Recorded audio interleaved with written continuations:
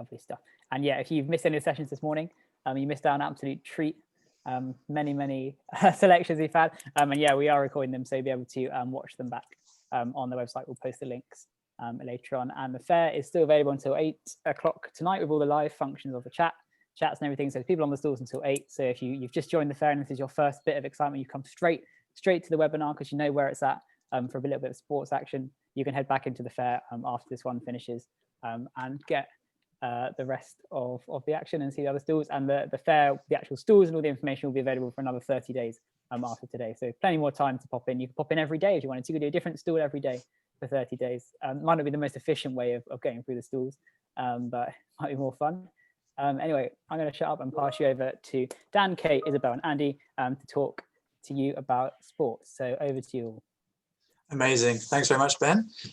So yeah, welcome everybody to the Oxford University Sport Freshers Fair webinar. I'm really excited to chat to you today about everything to do with sport here at Oxford. We'll do some introductions in a minute and then go through kind of all the elements of things that we have here at Oxford University Sport, and then also how you can get involved in everything, and then obviously a Q&A section as well.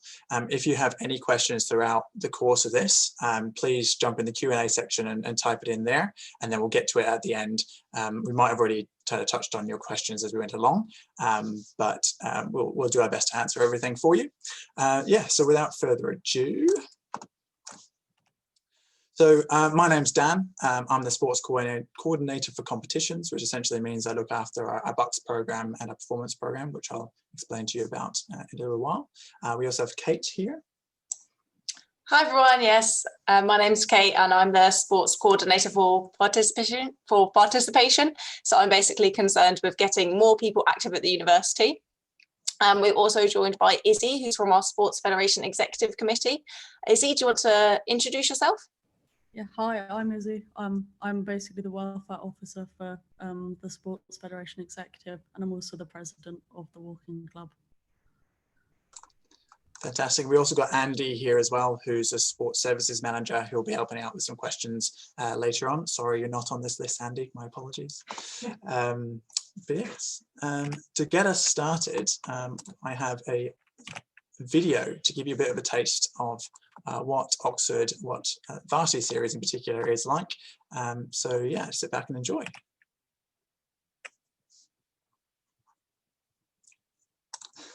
Oh, that hasn't worked.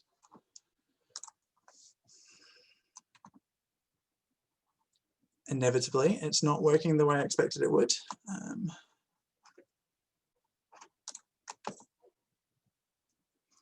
Apologies for this, guys. It worked 2 minutes ago and now it's not working.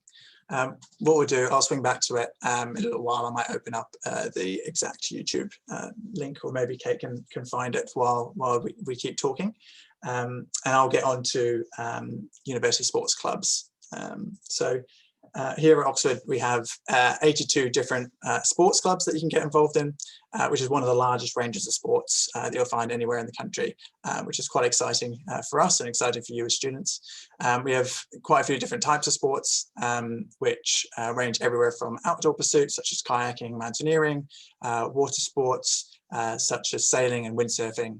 We have martial arts such as like kendo, aikido, karate, that sort of thing. Indoor sports, handball, korfball, as you can expect. Loads of racket sports and outdoor sports. These are just a few, obviously, but we have so many to pick from. And you can find a full list on our website. Just go to www.sport.oxford.ac.uk and just follow the few links there. And there's contacts for all of our clubs yeah, all the contacts and email addresses that you can get a hold of them through. So our main sports facilities are based at the Italy Road Sports Centre. So we have a swimming pool there. We also have a couple of sports halls. We have a performance gym. We have an astro turf, tennis and squash courts. We have rugby fives and Eton fives. We have a studio for different classes and that sort of stuff. We have loads of stuff here, basically. We also have two other sites that we use. One's Marston Sports Ground, which is where lots of our grass pitches are, including football, rugby and ultimate frisbee. And then also University Parks, which is our main outdoor sport facility. which includes grass pitches for lacrosse, cricket, rugby league, football, that sort of thing. At IFLI, we also have like a running track and a main rugby grandstand as well. So lots of great facilities all around the city to get involved in sport. Lots of colleges also have a number of facilities, so really dependent on the college that you're at. Most will have at least some sort of grass pitches. They'll also have a few of them have squash courts, gyms and that sort of thing. So again, dependent on what college you're at, I guess will depend what facilities are there. And then also, if you're at a sports centre, like I said, is the main facility. It's home of the Central University Gym and the pool. Lots of colleges provide free access to both the pool and or the gym. So again, depending on what college you're going to, you may or may not get that free access. Those of you who are getting free access should have maybe already got or will be getting in the next day or two an email from us with details on how to activate that membership, as well as then how you can book into sessions in the pool and the gym, so you can get stuck straight into things. Here we also have loads of fitness classes such as stages, cycling, HIIT, and many other available that are both online and in person. This year we're doing quite a lot of online stuff, as you can imagine, but that's all available for you to get involved in. Also very exciting this year, we're now part of the Universal Gym Network, which essentially means that if you have a membership here at the Central Sports Centre at Oxford, you also get access to over 100 different sites around the country with other different institutions that are also part of that network, which is really exciting. So you not only have access to IFLI here, but you also have access to more than 100 other gyms across the country. So that's really exciting. Okay, so I'm going to talk a little bit about accessibility. So with regard to wheelchair access, IFLI Road Sports Centre, the entrance is completely wheelchair friendly. We also have the pool, which has a chairlift as well. The changing rooms are accessible, and we have one sports hall, the ACES Sports Hall, which is fully accessible as well. On the second floor, there is a fitness studio, which can be accessed via lift. With regard to our sports clubs, as Dan's already explained, we have a wide range of sports clubs, and if you contact our sports clubs, you will find that they're really happy to cater for your different needs. So it's just a case of getting in touch with them to find out how they can maybe adapt their sport to suit the needs that you may have.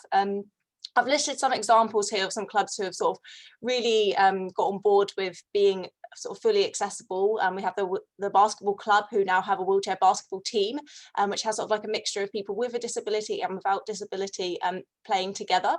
We also have the athletics club and the swimming club, who have welcomed many disabled athletes into their squads, as well as the table tennis club, who run inclusive sessions, so sort of social tennis, turn up and play table tennis. So everyone's sort of included and welcome. Lastly, the judo club, who have experience incorporating visually impaired athletes into their sessions, who have sort of come out through the beginners program and then made their way to go on to compete in some really important competitions. Dan, could you know off the top of your head which one in particular it was? The competition? Yeah. I'm not too sure, but I believe one of our visually impaired athletes went to the visually impaired Commonwealth Games or something like that, which is quite exciting. And he came through as a beginner, had never ever done judo before, and the club really helped him along. So there's lots of really great success stories like that. There's more of those stories across all of our clubs, not just the ones that are listed there. And most of our clubs would be more than happy to talk to you about incorporating you into their club and adapting activities to ensure that you can participate as well. Thank you. Okay, moving on. Please. Okay, next, the world of college sports. So one term you're going to hear a lot throughout your experience at Oxford is cuppers. So this word is used to describe college competitions. Most sports have some sort of college, some sort of inter-college competition, and this might be in the form of a cuppers competition. So a cuppers competition could be a knockout competition that lasts a few weeks. It could also be sort of a one-day tournament. Some of the more established sports will also have sort of full sort of like league programs as well. So there'll be opportunity to take part on a weekly basis, playing against different college teams. So within the colleges, you'll find different sports clubs, college sports clubs. These are usually more sort of like the bigger sports. We've got some listed here like rugby, rowing, football, netball, pool and snooker. But yeah, there tends to be a range, and it might vary sort of depending on the college, how many sort of teams you'll find. So some sports may have trials. For example, if you're at a particularly large college, they might have trials to get into their first men's like football team, but then there may still be, or there most likely will be, opportunities to also play in the second team or the third team. And using the example again of football, there's varying divisions. So you know, the top division might be quite competitive, there'll be referees, but sort of as you go down the division, it's a bit more about fun and just sort of taking part. So you don't have to be the best player to take part in college sport. It would be really rare for someone to be turned away. It's just a case of giving it a go, like having a bit of fun with your friends. And if you do want to play a little bit more competitively, then you might want to play in some of the higher divisions too. So if you do want to get involved in college sport, I would really recommend getting in touch with your college sport rep. So you can talk to them and they'll point you in the direction of your different captains for the different sports clubs. Alternatively, they might be able to tell you about different activities that are going on within the college. So again, I've got listed here sort of yoga, there could be walks. They might have a casual football session where you can just sort of turn up and play with people within the college. So yeah, there'll be lots of different things going on. But it's a bit hard for us to say exactly what, because the colleges sort of do differ when it comes to college sport that takes place within the college. But in terms of inter-college, yeah, there's lots of different opportunities available there. Okay, so next I'm going to talk a little bit about the participation programs. So I think there's a bit of a stigma around sort of university clubs, and people think they're all super competitive, and that's actually not the case. We have many sports clubs who, as we've got Izzy on the call here as an example, sort of the walking club that isn't a competitive sports club, and lots of clubs, although they do have a competitive element, they also may have beginner programs or different opportunities for you to take part without being super competitive or the best player at your sport. So some examples here of some really good beginner sessions we've highlighted. So judo have a free beginner session, archery and fencing also have really good beginner programs, but it's not just solely those ones, there's also lots of different things on offer. Going to have a look now at club nights and casual sessions. So some sports clubs will have opportunities where you can turn up and play, for example, sort of badminton and table tennis. So it's just turning up, have a match with your friends or with people who are at the session. There could also be the opportunity to have some coaching as well in things such as what have we got here? Yeah, tennis, for example, they have their social coaching. So you can turn up and sort of help, the coach will be there to help you improve as well, but there's not sort of as much commitment needed as being in a team or part of a squad. It's a bit more flexible.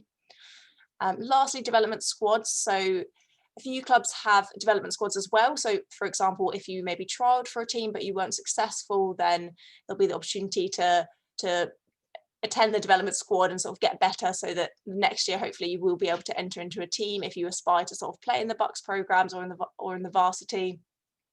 So yeah, we've got listed here, hockey have an academy, and lacrosse and volleyball also have development squads. So clubs are always really keen to help develop people so that they can get into their full teams and squads in the future. And yeah. Okay, so I'm on mute. Typical. I'm just going to talk about Bucks, which is British University and College Sport. So this is the main competitions that our university teams compete in. Essentially it's Oxford competing against loads of other institutions from around the country. They can be travelling both locally and nationally. Our top teams will travel anywhere from Exeter to Edinburgh to London and Durham. They do quite a lot of traveling, but it's really exciting to get involved in those teams and really contribute to the overall outcome of the university. So we have league sports that are generally played on weekends, on Wednesdays, such as like basketball, netball, tennis, and loads of other ones as well. And then we also have one-off events that take place on weekends, and sports like athletics, swimming, sailing, and trampolining and gymnastics and all that sort of stuff. Also all part of the Bucks program. Oxford is ranked top 15 nationally across all of our sports. So all of us, our sports teams, kind of contribute to an overall ranking of the university, and we do pretty well, I think, coming top 15 consistently, which is quite exciting. But it's not just like Blues teams are top teams that compete in that. So we have 5th teams in tennis, for example, and 3rd teams in korfball and things like that. So even whatever level you're at in terms of the university clubs, you'll still be able to contribute and be able to travel and play matches and play against other institutions and that sort of stuff, which is really exciting. It's not just those top teams that get to compete. Not all teams do compete in bucks, so if it's not particularly a buck sport, trying to think of examples now and I can't think of any at the top of my head, but they will then compete in like local leagues instead, local or even national leagues as well. So it's not just it's not only the buck sports that compete are competitive, there's also the non-buck sports that do the same. Yes. So Varsity, I might try and show you the video now. I'm not sure how well this is going to go. So I'm going to try stop sharing my screen. Just see us. And now I'm going to try and get up that video. Bear with me. There was always going to be one technical issue.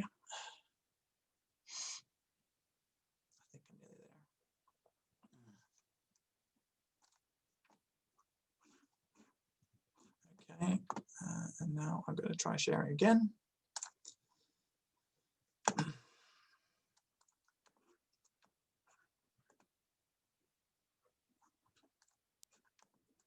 Here we go. Okay, can you give me the thumbs up if you can see that, please? Brilliant. Okay.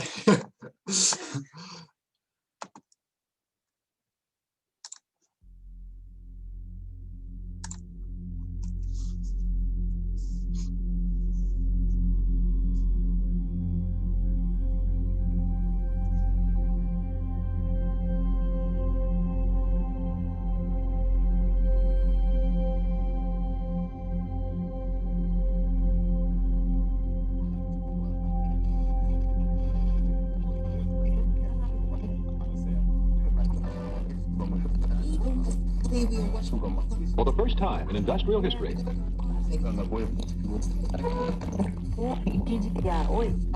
they are passionately interested in sports. We've got to do everything we can. I won't be long.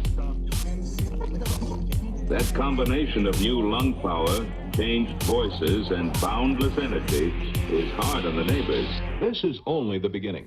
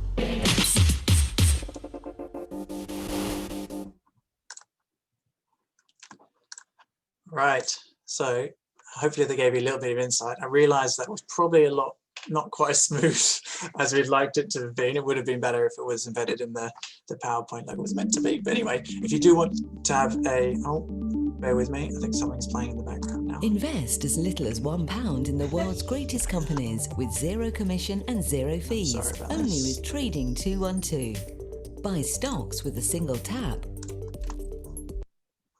Okay, some unintended advertising for someone there. But yeah, if you do want to see that video properly, and I realize it was jerky, like I said, jump onto our Freshers Fair store, and there's a link there to the video, or jump onto our YouTube channel, and it's there for you to have a better look at and really get the feel of. I think it's quite impressive. But yeah, so Varsity is obviously a really important thing here. It's the Oxford versus Cambridge kind of standalone matches. They happen every single year.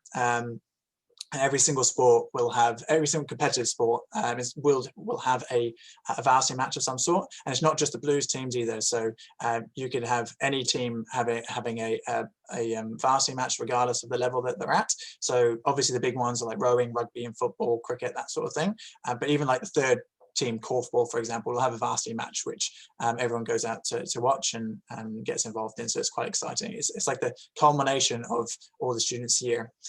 So usually they're home or away, depending on on alternate years. Sorry, and they're usually held in Hitherary term to kind of avoid exams and that sort of stuff. And yeah, like I said, it's really the highlight of the club's year. Yeah, so really coming up to the top end of performance now is our Blues Performance Scheme. So this is a program that supports our top teams and our top individuals. So our performance teams receive a number of different areas of support, everything from S&C with our full-time S&C coaches to sports nutrition, sports psychology. And so getting into one of those top level squads will get you access to that sort of thing as part of the team. And they're really our top athletes, which is quite exciting for us to be able to support them to kind of perform on the national and international stage. Then we also have performance athletes, so those are the individuals, as you can probably imagine, that are also playing at the absolute top level, and then generally international level athletes aspiring to really achieve something within their sport, and they can be for any sport. It's not like you're limited depending on what sport you play, and you get the same sort of support, so it's one-on-one stuff rather than team stuff, however, so one-on-one nutrition, one-on-one psychology, and then one-on-one or small group S&C. And there's also some scholarship funding available to those athletes as well. Obviously not everyone's going to get it, but there is some funding available for those top athletes. And applications for that are still open. They close at the end of next week. So jump onto our website and find the page about Blues Performance. And there's information there on how you can apply if you believe that this suits you. So I think, Kate, you're going to talk about some COVID stuff. Yeah, exactly. So yeah, we couldn't really have this presentation without coming onto the obvious topic of COVID. So yes, there will be some changes to the sporting offer that we have this year. Things are going to work a little bit differently, but we still really want everyone to be out there getting active as well. So for gym, pool and club sessions, they will all need to be booked in advance. So for example, if you want to go swimming and you're a member of a road sports centre, then you would need to book sort of like your lane and at a certain time. But also if you're going to any of your club sessions, then it will be necessary to register. So it's really important to get in touch with the clubs that we have today at the Freshers Fair to let them know that you're interested. So when they are running sessions, you'll be able to know and you can sign up to make sure you get a spot and you can attend those sessions. Unfortunately, we won't have any Bucks activity until January. So for the whole of Michaelmas, there won't be any. But looking to start again, hopefully in January. Also, at the moment, restrictions are in place for fixtures against teams outside of Oxford. So that just means that clubs are really going to be focused this term on having friendly matches against clubs who are within Oxford, so that they are prepared and ready when we can restart leagues in Bucks and for other competitions as well. So there's still going to be opportunities to be competitive and play against other teams. It's just we're just sort of limited to Oxford at the time being. With regard to inter-college, we are hoping for a lot of inter-college competitions to run this year. However, it's quite likely that a lot of them will be delayed because we just want to ensure that they're really safe. It's really going to vary depending on some of the sports, with some sports happening potentially earlier than others, some maybe being pushed back a little bit later, maybe till Hillary term, some might be able to start quite soon.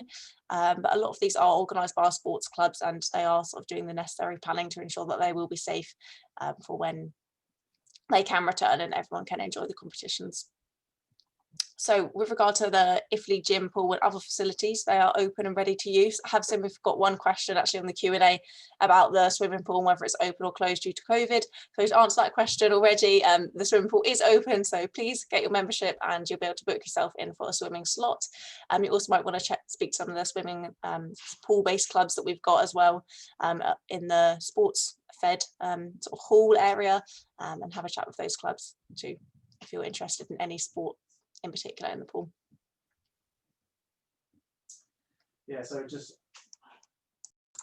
just wanted to reiterate the fact that clubs have been working extremely hard over the last few months to make sure that everything's safe, so that you can return and play with our clubs with confidence. I think we're very close to achieving that. A number of sports are already back playing. A few sports are still kind of in the process of being approved to go back, and we're following all NGB guidance, so national governing body guidance, as well as the government guidance on returning various different sports activities. So some are a little bit delayed because their national governing body haven't allowed them to return yet.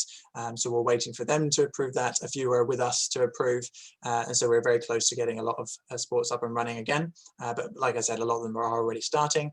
I think few will be a little bit delayed, like I said, because they're not quite approved yet, either because of the government guidelines or because we're just making sure they're absolutely safe before we get them back. But I would really encourage you to get in contact with all the clubs immediately, because we want you to be ready and playing as soon as we possibly can get you back. And clubs are getting wait lists and that sort of stuff, so that as soon as they're told they can go back, they can email you and say, right, we're ready, here, come to this session at this time, book into this, whatever it may be. So please do get in contact immediately, even if that sport is not ready to return. And there's also proven benefits for sports and exercise for both mental health and physical health, and also sport clubs and sport in general is just a great way to meet new people, get out and either meet people within your college if you're part of the college team, or meet people from other parts of the university as well. I think is really key to get out, and it's really a big part of hopefully helping us combat COVID, and staying physically and mentally well is going to be very important, and sport can really help with that.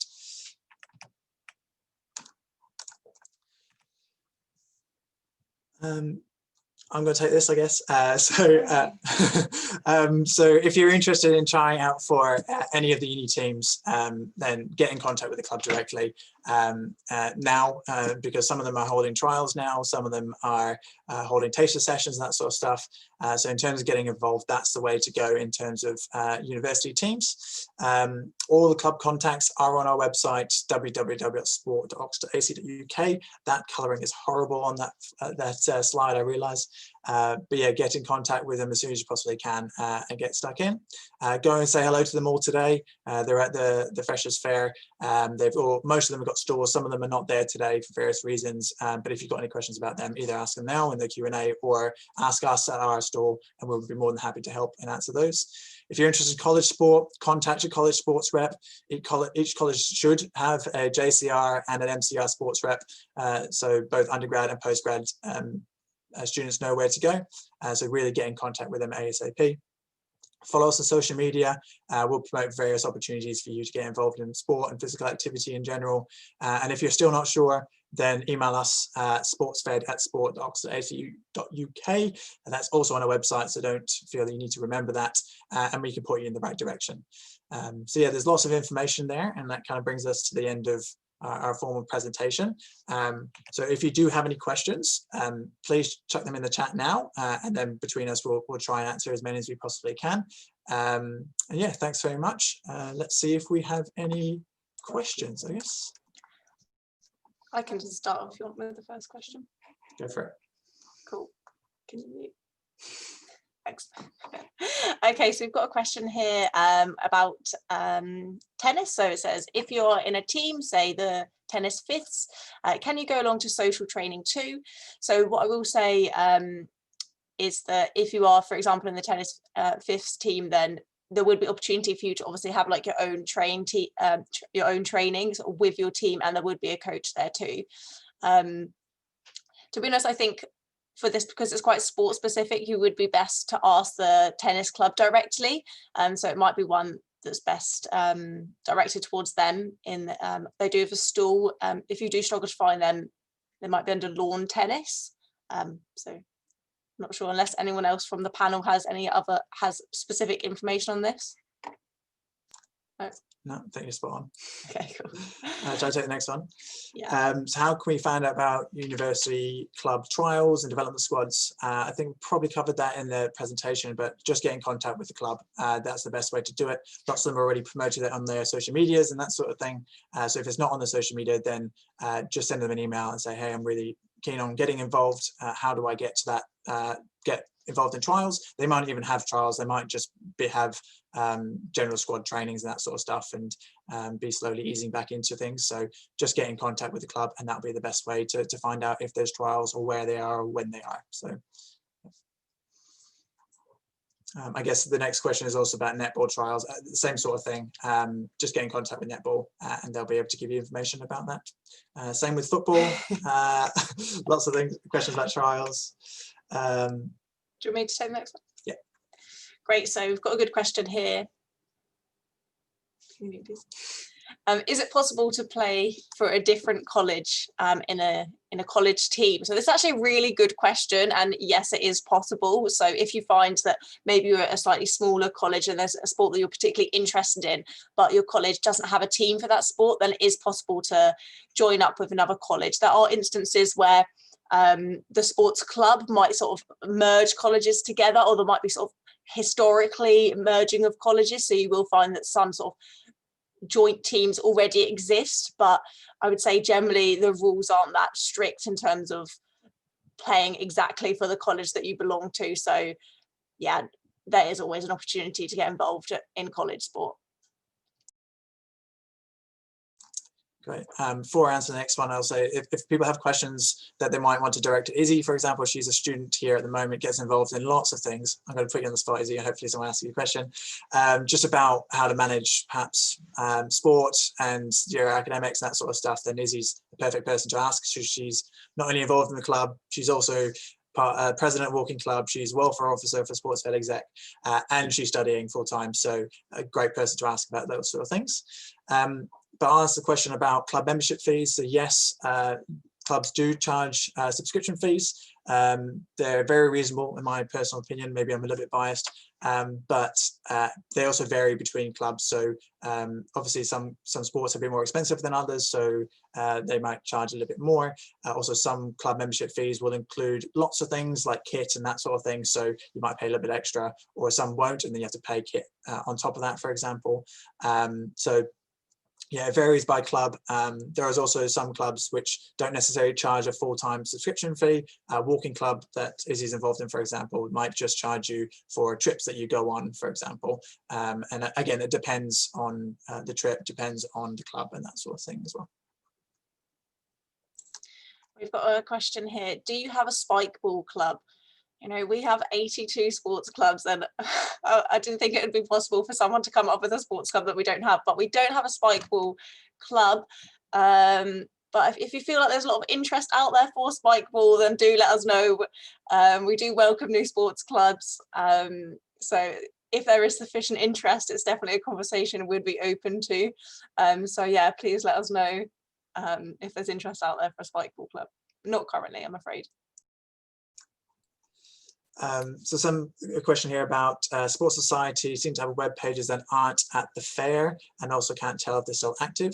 So best thing to do is check on our website. So our Sports A to Z will have all the active clubs. We won't have a club up there that is not active. If you find for some reason someone is not replying or website's not working, then please let us know, because it might just be something wrong with our website, or the club haven't updated us with their correct contact details or something like that. So yeah, so anyone that's on our A to Z will be active.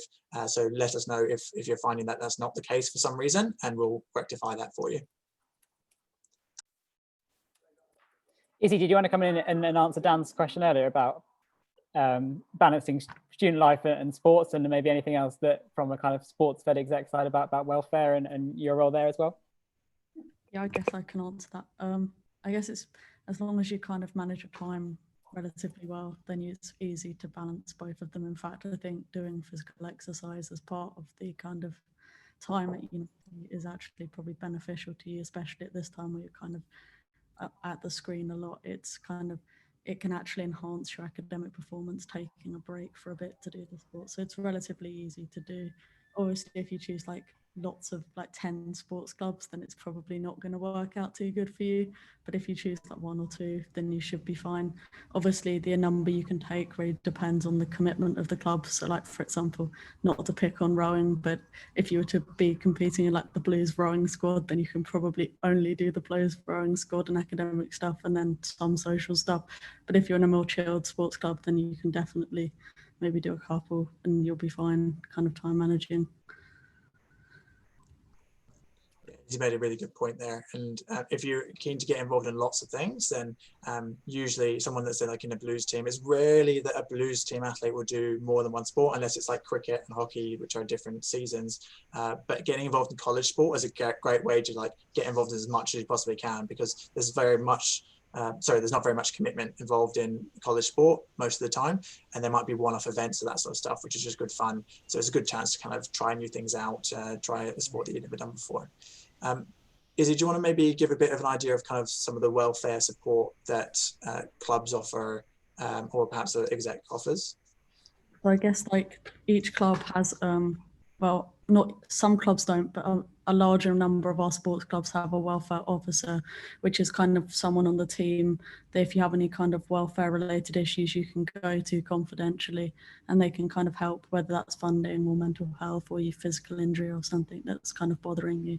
And they can kind of direct you in the direction of services, sports fed exec, kind of organise some training sessions led by professionals and kind of mental health and other kind of welfare training, both for athletes and for the welfare officers, and kind of through clubs that we kind of notify people of this throughout the year. So there's lots of welfare support for people in sport, including like how to manage academic work as well as sporting commitment. And if you're kind of in doubt, most clubs are super friendly. I mean, the walking club is, the triathlon and cycling club, which are the only 2 I've also been involved in before, are really friendly and kind of like, there's quite a nice environment to be in and really supportive.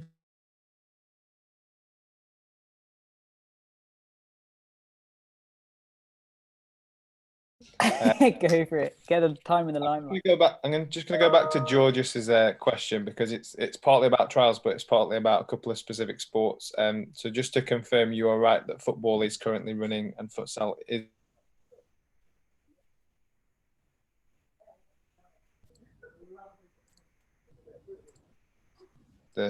Since the rule of 6 came back, and then I'll take the membership one because nobody in our team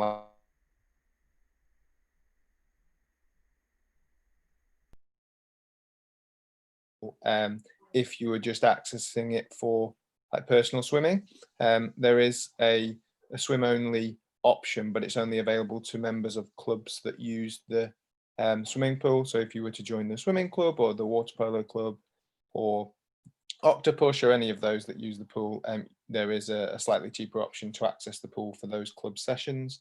But if you want sort of full access, all the times we're open, then you do have to get the Active Fusion membership.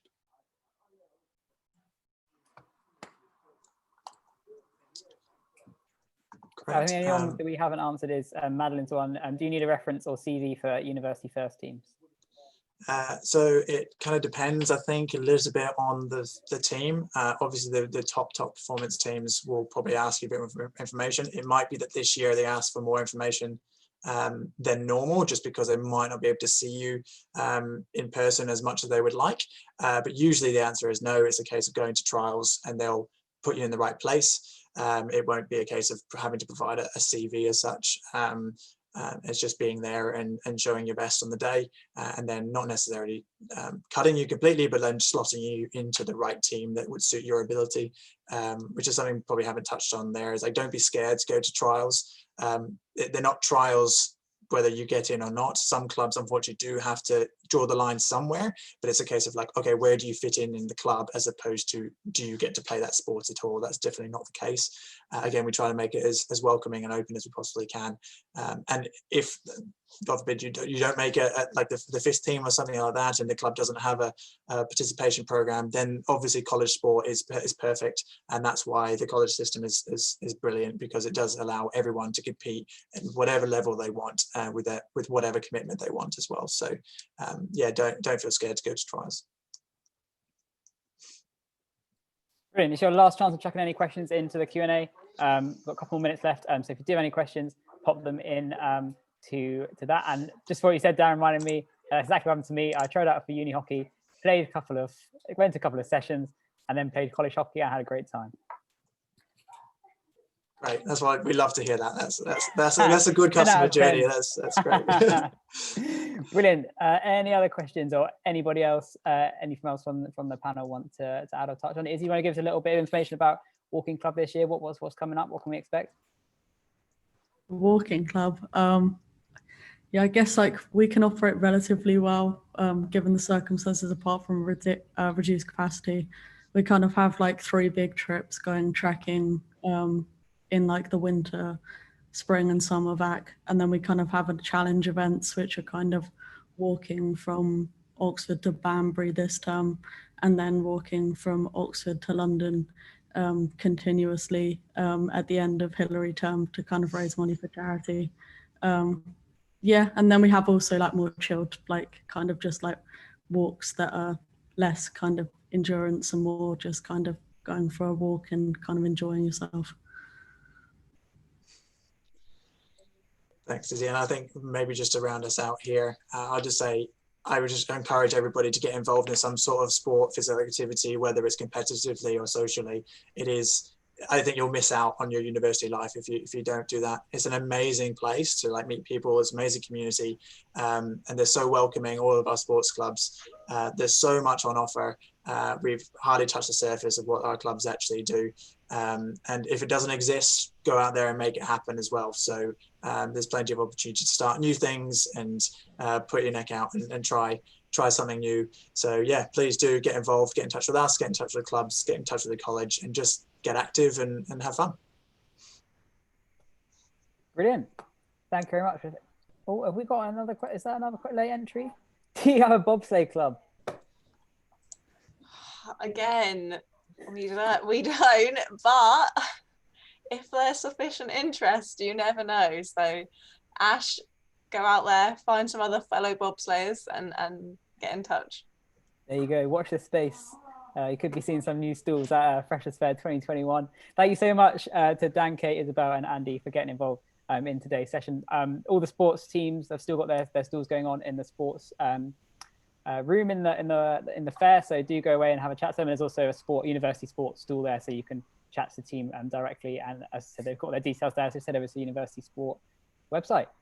Thanks very much. Coming up at 6 o'clock, we have another webinar, which is getting postgraduate life as a postgraduate, how you can get involved. Thanks very much and have a great evening. Bye everyone. Bye. Thanks very much. Bye.